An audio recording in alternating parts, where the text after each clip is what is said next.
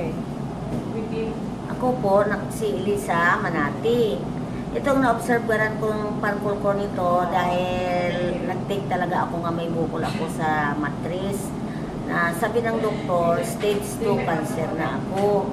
Pero bago na ako na-discover na may bukol ako, itong kapitbahay namin na hemorrhage, binigyan ko nito ng isang parkour cord. Tapos, after minutes lang, natigil ang iyang hemorrhage. Tapos, after 2 weeks, nag-ano siya na sabi niya magpa-ultrasound ako kasi para matingnan niya kung ano kalaki ng bukol ng bawas, kung okay ba ang parkour cord. Tapos, sabi ko, sige, hingian mo rin ako ng tawag request kasi magpaano rin ako kasi malaki ang tiyan ko, mabigat. Tapos, yun pa doktor, sabi ng doktor sa akin, ang laki-laki na ng bukol ko pala, 18.17. Tapos, hindi pa ko kumbinsido, nagpa-ultrasound pa rin ako ulit sa ibang private na doktor, ganun pa rin. Sabi ng doktor, huwag ka na magpa-ultrasound, kailangan magpa-opera ka na kasi cancer na ito, stage 2 cancer, hindi ka natatakot, sabi sa akin.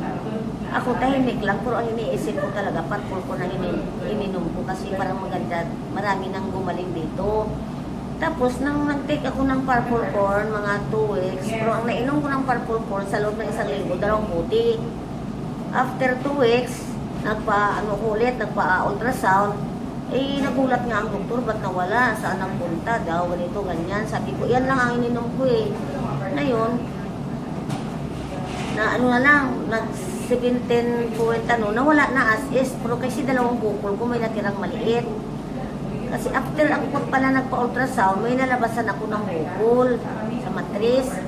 Sa puwerta ko talaga lumabas. Tapos, parang hindi naman tumano, parang hindi maano sa CR, hindi naman tae. Ang ginawa ko, kumuha ko ng stick. Tapos ginbuksan, makunat, parang barukan ng baboy yun. Ang sa loob doon, chap-chap ng mga dugo, daming dugo, puno ng dugo, ang putol-putol kang nana. Siguro ito nga, basta puti ng itim nga maitim na dugo. Tapos nagpa-ultrasound ko, wala na. 2 weeks lang nainom ko ng parkour. Kaya naniwala talaga ako na itong parkour talagang nakagaling sa mga bukol number 1. Yun lang? Ang akin na kapitbahay, ganun din.